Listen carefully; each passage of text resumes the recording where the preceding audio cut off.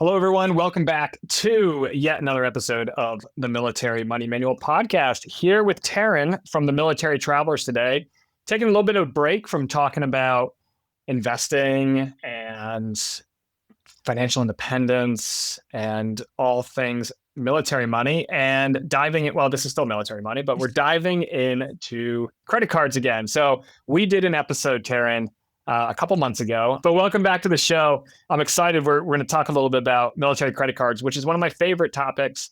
And I love the perspective that your colleagues over at the Military Travelers brings to the conversation, because you're coming at it from a military spouse side. So it's just a little bit different perspective. You're still getting your annual fees waived, MLA, sometimes under SCRA as well.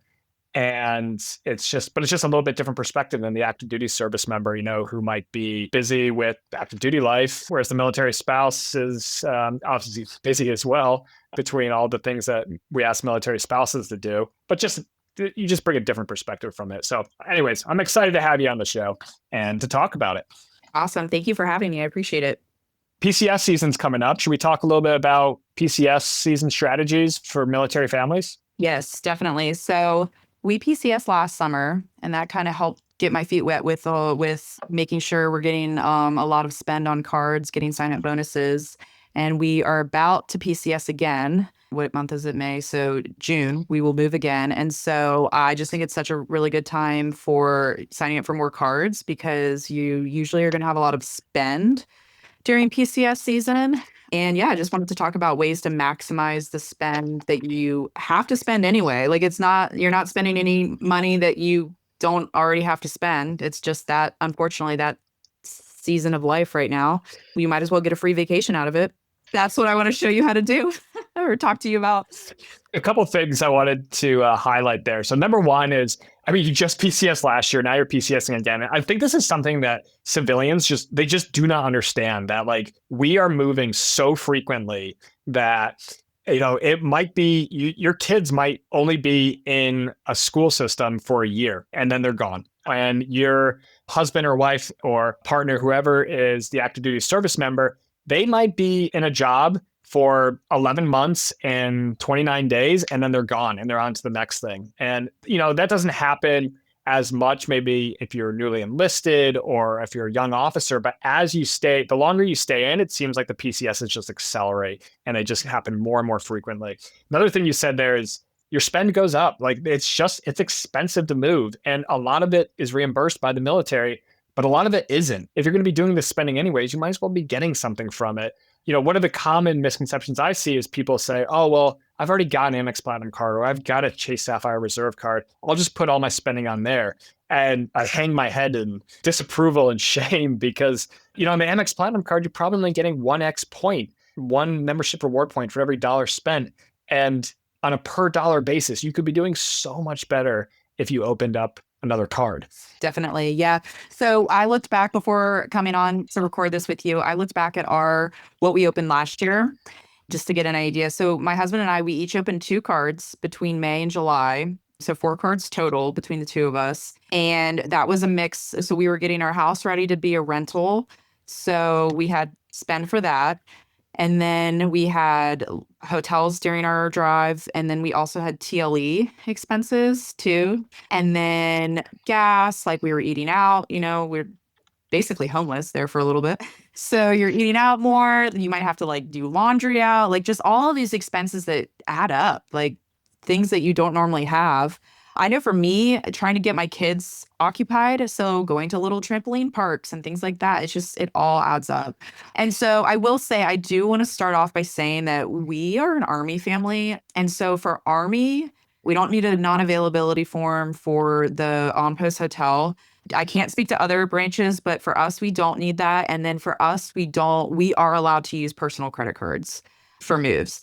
Some people, I believe it's Navy, they are more strict on those things. So if you're listening and maybe you're a brand, like, I don't want to misguide anyone. So please, please, please check with your people first and make sure that you are allowed to like be putting things on personal cards or whatnot, or you can, because later we'll talk about like, maximizing rewards points through hotel chains and things like that. And I just want to make sure that that like From an Army perspective, this is what worked for us. We were allowed to stay off post and we were allowed to put all of our spend on personal cards.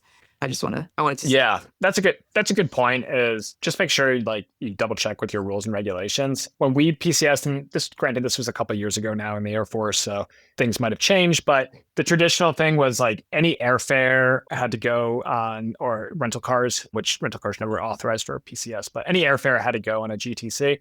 And then other than that, nobody really seemed to care or double check. The purpose of the GTC is to be used for the PCS. But here's the thing that really gets my goat about the GTC is they gave us this card to use for travel expenses, but then they totally flipped it on its head and made it this like weapon of punishing like young enlisted who misuse the card.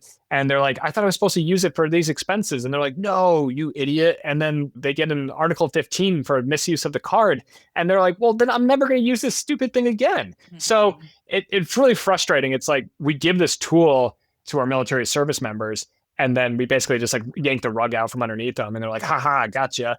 And so it's a ridiculous system. And I really don't break any rules, like double check what your rules are. But for most of the branches, like you said, I think other than the Navy, which is like really particular about the GTC for some reason, just put your expenses on your personal card and collect the points yourself. The Department of Defense does not need more points. You do. So. Exactly. They already take enough from us. So let's at least get our points. So yeah. You said something that made me think. So yeah, if you wanted to, first off, aside from just the spend that you would have, like if you were to be doing like, let's say TLE and then like hotel lodging and things like per diem or whatnot, and say you are Navy and you have to put those expenses on your card. Aside from that, even if you are that, you still, I promise, have so many expenses that you can still be hitting like new sign up offers. Yeah. So, but if you can put those things, like, so for example, we are PCSing this coming summer and we plan to do 21 days of TLE. And that alone, I think, what is it? I think it's like 3 or 4K. It's definitely thousands of dollars for the 21 days of the hotels that we will have. Yeah. Plus that doesn't include like the hotels during our move too. Like I said before, like food and whatnot stuff. That's just lodging. And then let's say you're doing a PPM too, and you need to get a moving truck and you need to hire labor and whatnot. And let's say they take card, hopefully you need to get boxes, you need to get moving supplies, all those things. All that can go on your personal cards. I mean, you can be looking at $10,000-$12,000 worth of expenses during PCS season. If you have to ship your dogs, and that can be like a huge expense out of pocket. So my husband and I both opened 2 cards each because we were getting our house ready to be a rental. So we had expenses from that. Plus we had our PCS expenses. And I believe that the spend on each of our cards was either 4 or 5K per card. So I mean, right around, I don't know, 18 to 20K of minimum spends. But we were able to hit that because then we were reimbursed for the TLE and we were reimbursed for malt and we were reimbursed for the per diem and all of these things. 4 sign-up bonuses, what we got. That was our spring break this past. We went to Hawaii. We went to a Grand Hyatt in Kauai and stayed there for 6 nights, and it was all paid for from our previous PCS.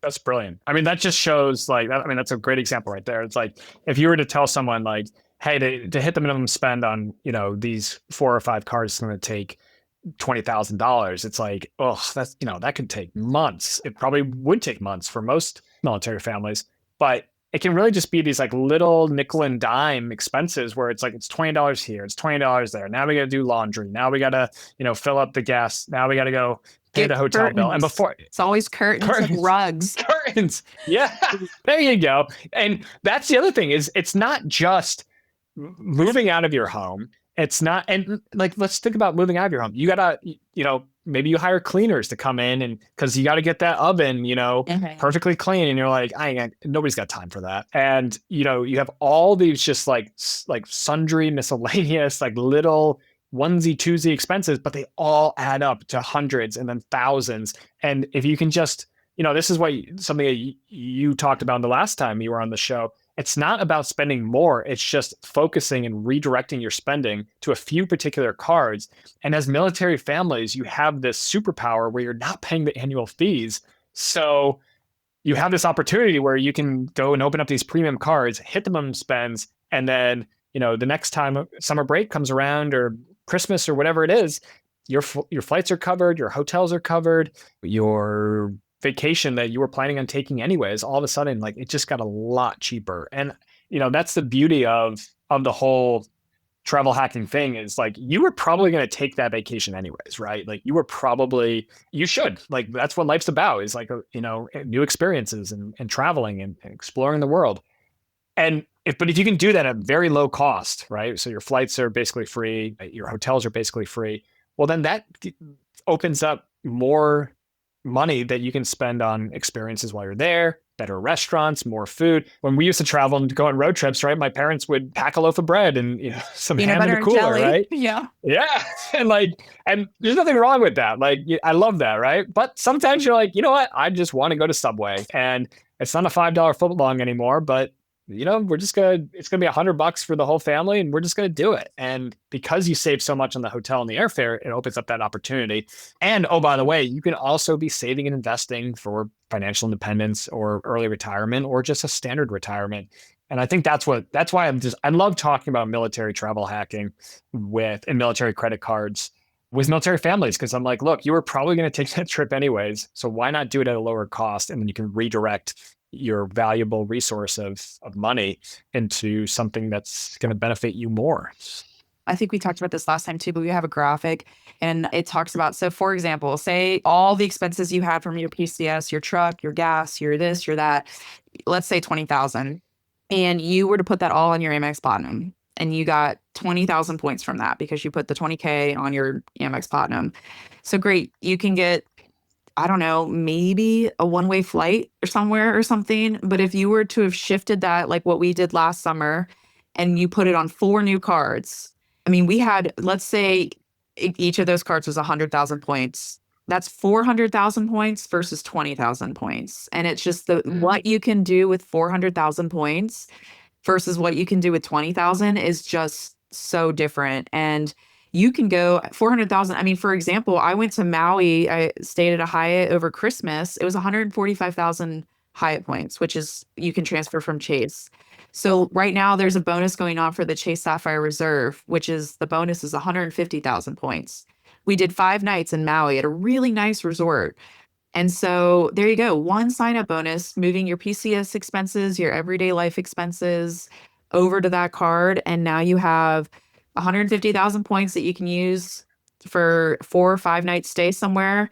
And you have a $300 travel credit that you can use on tours or maybe towards your flights or your, rental car. That's what we used ours for, is we used our $300 credit towards our rental car in Maui. If you don't already have the Chase Sapphire in your wallet, now is the best time to get it, because A, the fee is waived. So right there, you're making money. And B, it's the highest ever point offer, elevated offer right now. So you just definitely jump on that if you don't have that yet in your wallet. And if you have it, but maybe your spouse doesn't, refer them for it, because they need to have it in their wallet too. So you guys both have it. Yeah, I mean, it's something we talked about before, if not the podcast that we did together, but I'm always trying to push military couples. I'm like, all right, you've got the cards. Does your spouse have the cards? Nope. All right. Like, start sending those referral links. Like, initially there might be a little bit of resistance, because especially, usually there's like one person in a relationship who's kind of the credit card guy or the credit card girl. And, when you're explaining it to the non-credit card person, either they're just like, I don't know what you're talking about. This sounds like a scam. This sounds too good to be true. And so you kind of just have to I think that's why sites Facebook pages like yours and sites like mine and podcasts like this exist, is because we kind of have to be like, well, listen to these nice people talking about this. We promise we're not scammers. Right. We promise there's nothing shady going on here. We're just explaining the benefits that you're entitled to. And here's the thing, I always come back to this, right, is these benefits are absurd, right? They are you could take, I know people that have 30 plus Amex Platinum cards. You can't do that anymore because Amex has clamped down on that. It's usually about 5 per person. So you could get 10 per couple, which is still pretty crazy. And you're not going to get the welcome bonuses on it either. That's another thing they took away. But I know people have it, and they've gone to Lululemon, and what's 3 times 75? Like $2,250, right? And like when you see things like that, you're like, okay, one day they're going to have to shut that down because clearly they're losing. If they do that every quarter, they might be losing $10,000, if not more, on that customer. So I guess what I'm trying to say is like you opening up one card is not going to trip like any sensors here. So. Yeah, definitely. I was going to say too, on my little notes that I have for this, I wanted to mention that we do talk a lot about the premium cards because Chase, Citi, and Amex, they waive it for personal cards. Yes. But if you want to be, there's some people out there that want to get every single personal card out there that has a high annual fee waived, and they just go for it. They go, get a whole bunch of cards. I am a player that likes to do the chase game of the 524. And so we get business cards because business cards do not count towards that number. And so we try to, Amex business cards, Citi business cards, there's all kinds of business cards out there. And I just wanted to note that if you are like a big family, if you're a single person or maybe just 2 people, it's not as big of a deal just because you can accumulate enough points with all the personal offers to travel how you want. But I'm a family of 5. And so for us, like in order to accumulate enough points, like we really have to be strategic about how we're opening up every offer, the offers that we can get. And I just want to say that you are probably eligible for a business card and you don't even realize it. And doing a PPM is in itself eligibility, makes you eligible to have a business card. And so I actually applied for my husband's first business card using and all we did was the weight in our cars. I just said we were a moving service because we have like a graphic in our group and it tells you how to apply as sole proprietor. But I just don't want anyone to think that they can't get those cards. Another thing that I love about business cards is, so say you have all of these PCS expenses. And if you were to be putting $20,000 on all of these personal cards, that can ding your credit for a little bit just because it looks like you're using so much of your credit because you're putting a lot on it, but then you're going to pay it off. It will be okay. I'll recover. But for people that stresses them out, that's why I love business cards, is because business cards don't show up on your personal report. And so you could put this spends. So all 4 of the cards that me and my husband opened last summer were business cards. So that $20K, nowhere to be found on our personal report. It wasn't. So that's just like a little thing I like to throw in. Some people are very against them, but I just want to say if you have a rental, if you've ever sold something on Facebook, anything, I promise that you have something that qualifies as a business. And there's so many great business cards out there too that really can multiply the amount of points you have so much.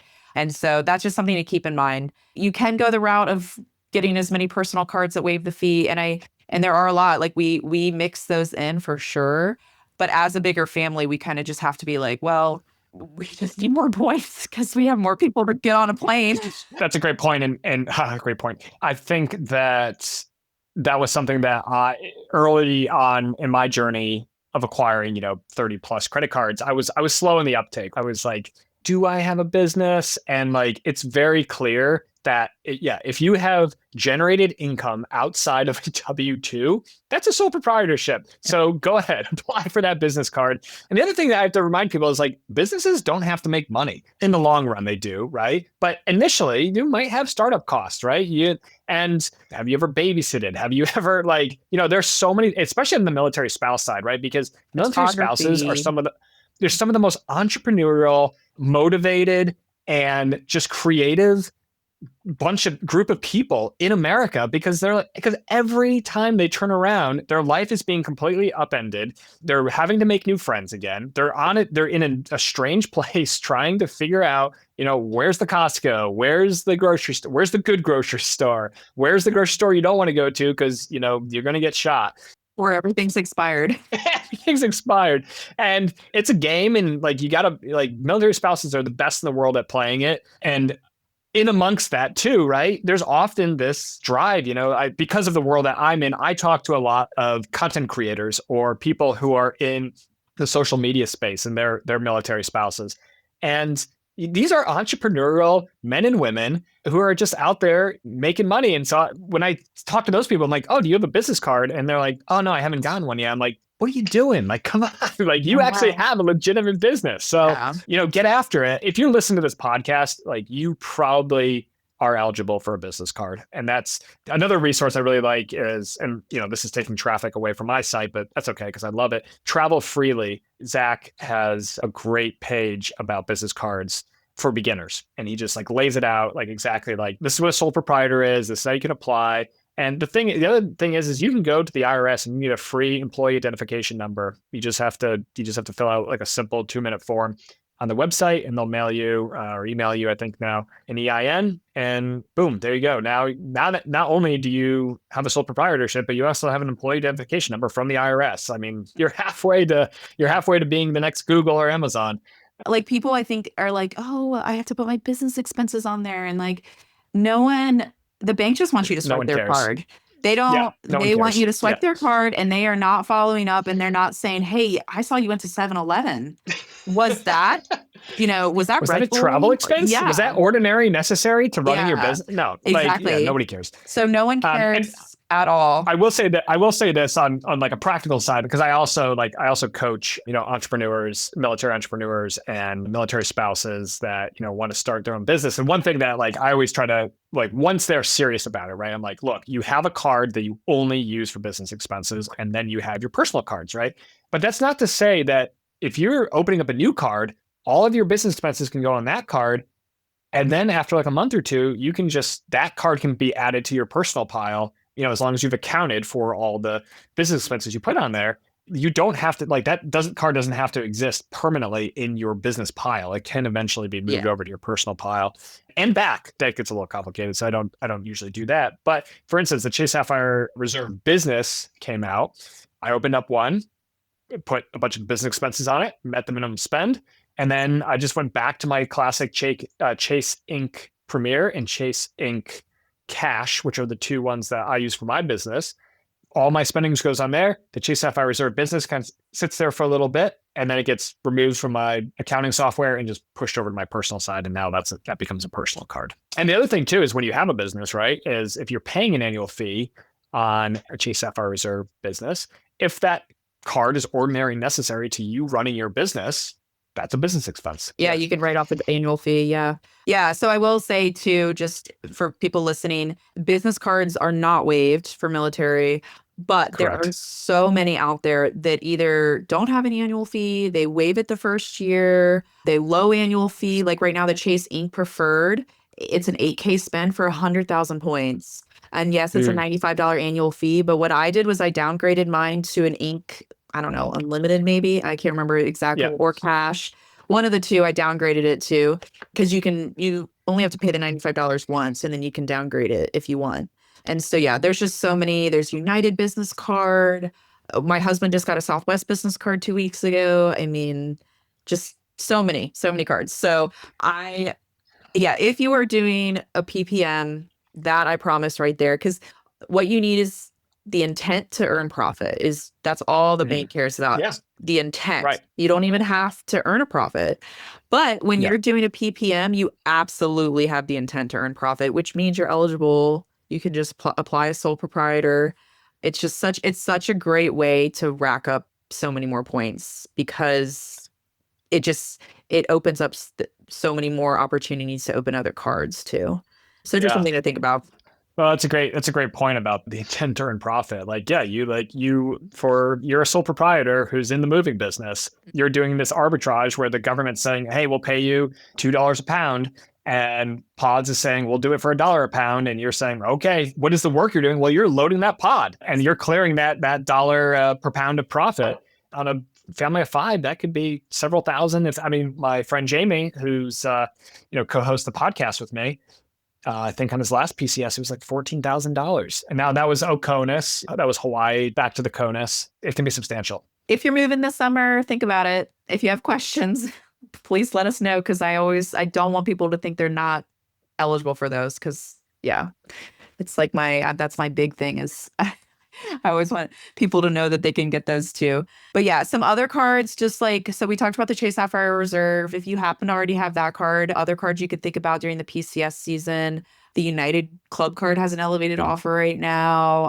The Marriott Brilliant does, but it's about to go down tomorrow. What are some other ones that have? The Atmos Summit is being waived for military, and that's 100,000 points right now. So yeah, there's a lot of great offers out there right now that you could look at getting for your move. Yeah, I wanted to highlight the Atmos Summit too. So I live overseas after I'm separated from the military, but obviously hundreds of thousands of military service members and military families and spouses live overseas, Japan and Germany and the UK and all over. And the Atmos Summit card is unique in that it gives you 3x points on all foreign transactions. So that's pretty wild. That's amazing. I don't know yeah. yeah, I don't know how long they're gonna leave that because I'm sure someone is just buying up $100,000 of gold bullion every month overseas right now and just racking up the points. But hey, while it lasts, it is a good deal. You know, with the Hawaiian and Alaskan merger. Plus, I think they're like One World Partners or something. Like the other day, I booked Air Tahiti Nui, which is the national airline of Tahiti. And we flew from Auckland, New Zealand to Tahiti, and that was booked with Atmos miles. So, you know, there's some really cool. They have some really cool partnerships with a couple other airlines. You know, it's not just Alaskan and like Hawaiian. Japan, if Japan is on your list, they are very valuable points if you want to go there. And they also are a partner to American Airlines. So if you're at an American Airlines hub, don't think that because it says Atmos points that you can't use those at your hub too. You absolutely can book American airline flights through the Atmos points. Just a quick note from one of our sponsors, and we'll be right back to the show. Hey, Spencer, I've heard about this free Amex Platinum card for military service members. Where can I go to learn more about this? Great question, Jamie. I've got the Ultimate Military Credit Cards course at militarymoneymanual.com/UMC3. It's a 100% free email-based course, and I explain exactly how to verify your eligibility for credit card annual fee waivers with the Military Lending Act, or MLA, and the Service Member Civil Relief Act, or SCRA. The Ultimate Military Credit Cards course is a beginner's guide to travel hacking and opening up your first annual fee-waived credit card while you or your spouse serves in the U.S. military. There's no spam, no fluff, and the only emails you'll get from me are related to military credit cards. You can unsubscribe at any time, and there's zero cost to you to sign up. You can sign up right now for free at militarymoneymanual.com/UMC3. Again, militarymoneymanual.com/Uniform Mike Charlie 3. And now back to the show. So let's talk about Hyatt a little bit. They just devalued a little bit, which was really sad, disappointing, but still a pretty powerful program, especially with globalist status. Yes, definitely. Yeah, so that was the other thing. So if you are just in general, if you're moving and you are, say you're using your TLE days, your 21 days or whatnot, no matter what hotel you're staying at, like please make sure to remember to put in your loyalty numbers, whether or not it's Marriott, Hilton, whoever. But we really love Hyatt. And yes, they have kind of changed their points. But when you're a Hyatt Globalist, you get things like free breakfast and upgrades and more points back on your purchases if you do book hotels in cash. I believe it's guaranteed late checkout at 4 p.m., depending on the hotel and things like that. But just a lot of really good benefits. I'm pretty sure it was voted the #1 best loyalty program for hotels. So they have a program where it's a promotion, and you have to have a valid email in order to like enroll into it. And luckily, government emails, that's both for like if you're a civilian government employee too, this would work for you as well. Mm-hmm. But your military email works. And what you do is you go and you go to Hyatt's Globalist Corporate Challenge is what it's called. And then you would go in, put your email in. It will tell you whether or not you're eligible, which if you have a military email, you are eligible.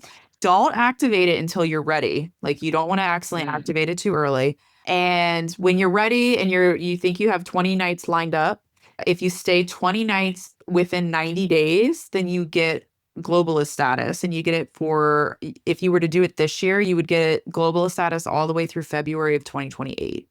So we are planning to use just between moving like the nights that we have during our move and then also TLE, we're going to hope to hit 20 nights between that and do that challenge. So then we will have it because we have, I think, 5 trips planned with Hyatt through next year already.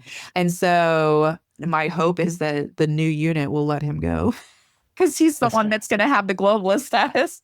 So yeah, so it's a great time to just make your benefits work for you. I mean, if you're having to stay in a hotel already, then you look for things like this. They start releasing little like promos. So over spring break time period, Hyatt had one. It said if you stay 3 consecutive nights in a row, then you got an extra 3,000 points. And we stayed 6 nights. So we got an extra 6,000 points just on a stay that we already had booked. And last summer when we moved, there was also a promo going on like that. So check your apps. And Marriott does apps like that too, or apps like that. Marriott does little challenges, like promo thingies like that too. So just make sure you're looking for those types of things as well, depending on what hotel chain you're staying with. I've been thinking about spending my way to Hyatt Globalist status, which you can do, I think, on I think the business card is the easiest way to do it. It's like 140,000. But yeah, I haven't been, truth be told, I haven't been able to get approved for a World Hyatt card. Chase has not been very friendly to me in the last couple of years. So I guess I should, I guess they're on the business side because they keep approving me for business cards, but not the Hyatt card for some reason. So I'm fighting that battle, but yeah, that's a great, having a 20 days or, 20 nights in 90 days. I mean, that's perfect for a PCS, right? And you could easily, you could easily earn that. And the thing is like when you think of Hyatt, like people might think of like Park Hyatt and stuff, right? But I mean, there's the little like Hyatt House, Hyatt Place, Hyatt Regency. There's a lot of like down tier Hyatts, and they all count towards the challenge. For TLE, we're going to be paying cash and then get reimbursed. So it's cash and points bookings and free nights. So like my husband has the Hyatt personal card, which comes with a free night.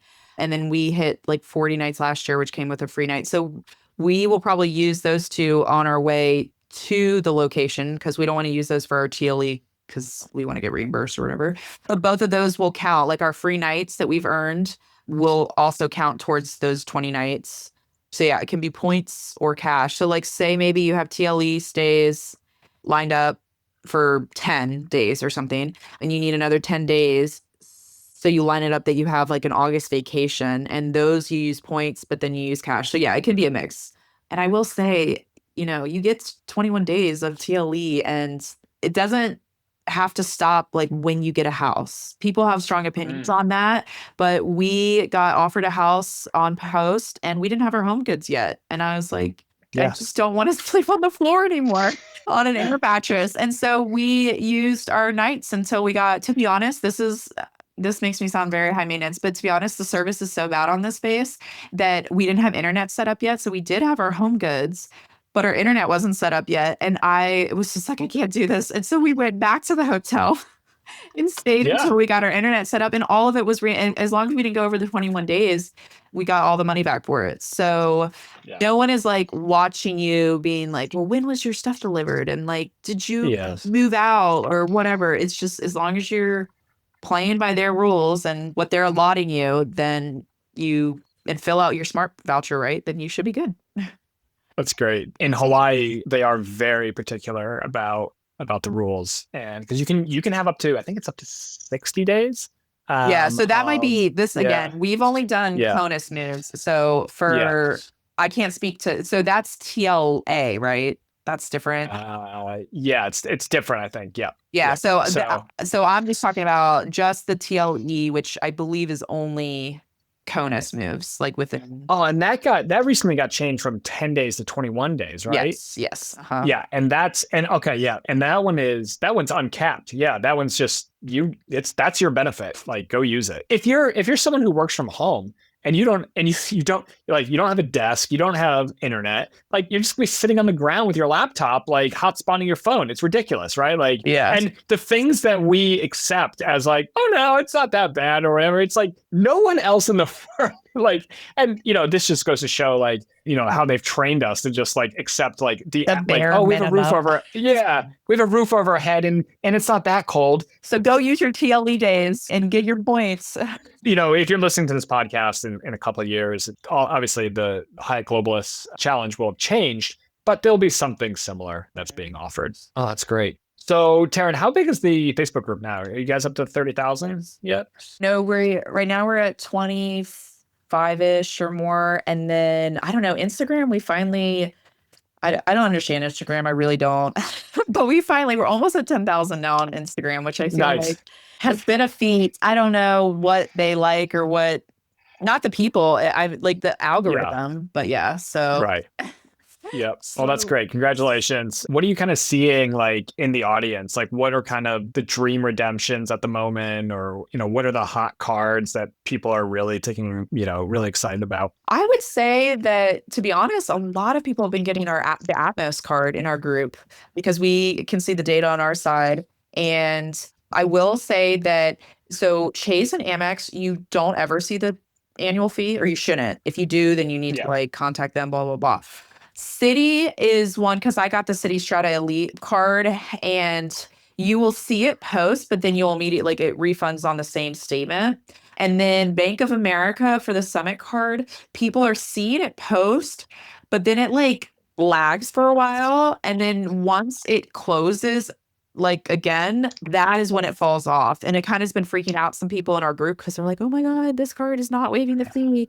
Which is fair. I mean, that's totally, you're seeing a big fee that you didn't think you were going to be paying. If you're listening and thinking about signing up, just know that you might see the fee, or you will. I don't want to say might. You will see the fee post, but just give it some time. If it's still there after 6 weeks, then I would contact Bank of America. But otherwise, there's a very, very, very good chance that it will just drop off when the statement closes. That's a great tip there. That's something that we noticed on some of the other Bank of America cards. I'm trying to remember what the older cards were. I don't think they're available anymore. And Bank of America was one of those weird companies that looked like they were only waiving the fees if it was over $100. Yeah. And because I think there was an Alaskan Air card for a while that was like $95, and the fee was not getting waived on that one. Yeah. And we do have people in our group. So I'm not going to remember the name. The Summit is the big one. And that one is like, I don't know, it's completely lost out of my mind. But just know that, like, even if you are paying fees, that one right now has an 80,000 bonus. It's elevated too. And if Atmos points are important to you because you might be stationed at JBLM or something, or Alaska, that's still a great card. And you can always cancel it after the first year. Like, always keep a card open for 1 full year. But that's 80,000 points. I mean, that's a lot of... we flew to Hawaii over spring break with Hawaiian or like Atmos points, and it was 17,000 points per person. So you can literally go to Hawaii for spring break and pay $95 like for the fee, even if you are paying it. Other cards that people are getting, let's see. Right now the CSR is a big one just because of the Chase Sapphire Reserve, because the bonus is elevated. We have kind of a variety. People are we have so many people new joining our group every day that they're just learning about it in general. So the gold and the platinum. Oh, I know. The Chase Sapphire Preferred, now that you can hold both, we have been seeing an uptick in that, because before people were like, well, why get that one if you can hold the higher fee one? But you can get the Chase Sapphire Preferred now, and then in 1 year, you can upgrade it and have 2 Chase Sapphire Reserves. And so you can double your benefits. So like I hold 2, and then my husband will upgrade his second card, his Preferred, and go to a Chase Sapphire Reserve. And so you can also do that with like the Freedom Unlimited card too. I have been getting some data points on my site because one of the Freedom Unlimited cards, I can't remember, I think it's the Flex. Is a MasterCard. And so I've been saying for years that, hey, you could upgrade your Chase Freedom Flex or Unlimited to a Chase Sapphire Reserve, and that was half correct, right? So you can upgrade the Chase Freedom Unlimited because that's a Visa card, but for the Chase Freedom Flex card, you have to product change it to a Chase Freedom Unlimited, and then you can upgrade it. It's kind of a roundabout way to do it. I've had a couple of people on the show now who have had multiple. We had Jared Matatusi a couple months ago, and he's got 3 CSRs and his wife has 3 Chase Sapphire Reserves now. It's definitely multiple Amex Platinum cards used to be the big thing, and now I think multiple Chase Sapphire Reserves. And I don't know if there's an upper limit other than kind of running into saying no. Chase. Yeah. Well, and I was gonna say you're not wrong. So I had a Chase Freedom Flex that I opened, I don't know, in 2021 or something. I was able to upgrade mine. They recently changed that. So you definitely weren't giving out bad, because I was also saying that. And then they recently now have said, no, it can't be. Yeah, you have to do the roundabout way if you do hold the Freedom Flex. But another thing is, like, you can have multiple Ritz-Carlton cards. So like I hold a Ritz-Carlton card, and after I just hit 24 months of it. So, I could open another one and then upgrade it in a year and hold a 2. They don't let you do that with cards like Southwest. They're very much, you can only hold 1 Southwest personal card. But United, you can hold multiple cards from the United family. I don't really mess with IHG. I'm not going to lie. I've got I think it's the Premier card at the moment. It's only a $95 annual fee. So like I haven't gotten rid of it after I separated, even though I'm paying the annual fee. The thing that annoys me is that I think the free night certificate is capped to a certain number of points, and it has to be like a free night available at the property. And at least where I live, like there's not a whole lot of IHGs. So it's kind of an annoying one to use. And a lot of years, the free annual night expires. Although I'm embarrassed to admit this, but on the Chase Sapphire Reserve, if you hit $75,000 of spend in a year, you get automatic IHG Platinum, I think it is, or maybe it's like 1 tier higher. And so I hit that last year, and so now I'm like, now whenever I check into an IHG, I'm getting better benefits than holding the IHG Premier card just because of my spend in the CSR. So I'm like, why do we even have this IHG card? It's such a quick thing. Yeah. I mean, I feel like there's a time and a place. Some people really do value their points. For me personally, I'd rather try to get like 2 Ritz-Carlton cards, because I think that, getting that $300 travel credit, the free 85K night is like, that's probably worth at least $1,000. I mean, depending on where you use it. But between the two, like between the $300 travel credit plus the free night, I mean, I value my Ritz-Carlton card at like $1,000 value at least. So wow. Yeah, that's awesome. I just don't, I have not gone after IHG personally, but that's for the people who have, like, some people really love their cards. So, but yeah, I think, what about you? I mean, what cards have you seen be popular? Yeah, I mean, the Chase Sapphire Reserve with the welcome bonus is definitely popped up. MX Gold and MX Platinum are always perennial favorites. I would say some of the cards that have kind of surprised me in the last month or two have been the Bill Palladium cards. So they're waiving the annual fees. I find their whole ecosystem to be so confusing. I don't know if I publicly push people away from it. Actually, I need to have the guy from Bill, who I can't remember his name, but he's a Navy veteran, and we go way back. Like we were chatting back when he was at the Points Guy. I can see him in my face, but I can't. Yeah. I should have him on the show. Maybe he can try to explain. I do think that's confusing. It is very confusing. Delta Reserve, that seems to be very. Oh yeah, the Marriott Brilliant, favorite, because that's been elevated at 200,000 points too. So that one is always. And then I feel like the Hilton Aspire is always super popular. That's one of my Hilton points have really devalued, yes, but the free night on a Hilton Aspire card is just. I mean, there's so many great It's so places. easy to use. Yeah. So we just did, talking about like recent redemptions, we went to Australia and small luxury hotel of the world over there. And a famous musician who I'm not going to name had just checked out when we were checking in. It was $1,600, maybe $2,000 a night property, and very reasonable, like free night certificate worked, right? Like, because in every room was an individual chalet. And there was only, I think there was only like 4 or 5 chalets on the property. Like, it was not a big property. It was definitely a small luxury hotel of the world. But Hilton just bought them, I think, in the last year or two, or merged, or like kind of partnered with them. Yeah, they bought it out from Hyatt, I think. From Hyatt, yeah. And anyways, there's just some fantastic properties out there that, especially overseas. So if you're listening to this, Oconus, like, have a look at some of the Hilton SLH properties. But I mean, free night certificates are working at this place. And on the point side, we also use points too. And I think I want to say it was only 100,000 points a night. That's a good redemption. That's a really good redemption. So, and you can have for Hilton, multiples. that's 1.6 cents. Yeah. Yep. So Multiple Hilton Aspires. Yeah. So like I have 2 of those too. And then eventually I'll get my husband a second one. So then we could do like a long weekend for 4 nights, 4 free nights. I would say my tip for that, if you're trying to get multiple like Hilton Aspires or something, is be mindful of signing up and trying to keep your nights around the same time. So like I signed up for both of mine like in the fall. So my free nights come kind of within a month of each other, and same with my husband's. So right now the 3 of our nights all expire at the same time. So we can, I don't know if that makes sense. So you don't have like 2 that expire in February. And then, so yeah, if you're wanting to get like multiple brilliant cards, like it's nice if you kind of like line them up, like open them so that your nights expire at the same time. I think that's like a really deep cut. That's like a really like, advanced strategy there. But I do actually, having held multiple Aspire cards for almost probably a decade now, it does get annoying when you're like, you'll see availability and you're like, I know like in February, I'm about to get a new free night certificate issued, but I don't have it yet. So then I'll book it with points and then and then the free night certificate comes out and I'll call them up and be like, hey, can you cancel it? And then immediately rebook with the free night certificate. And sometimes they're like, I don't know if the availability is still there. I'm like, well, it should be there because I booked it and I'm canceling it. Yeah. So, but sometimes they kind of scare me off, and then I never end up using the benefit.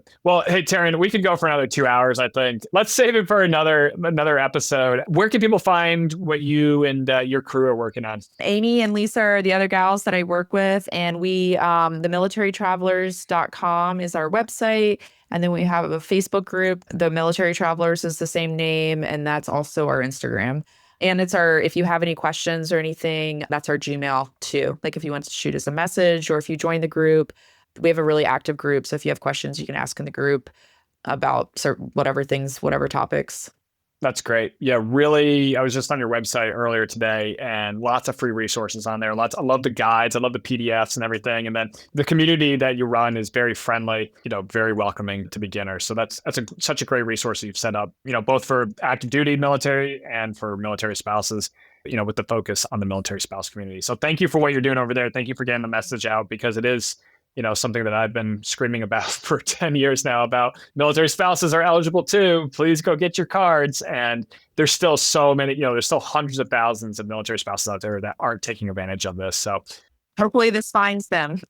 Hopefully this finds them. Exactly. Well, thanks again. And we'll have you back on the show at another point. Awesome. Thank you so much for having me.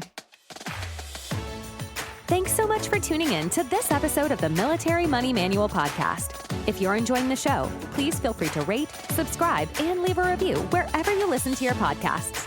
This helps others find the show, and we really appreciate it. Thanks again for tuning in, and we'll catch you in the next episode.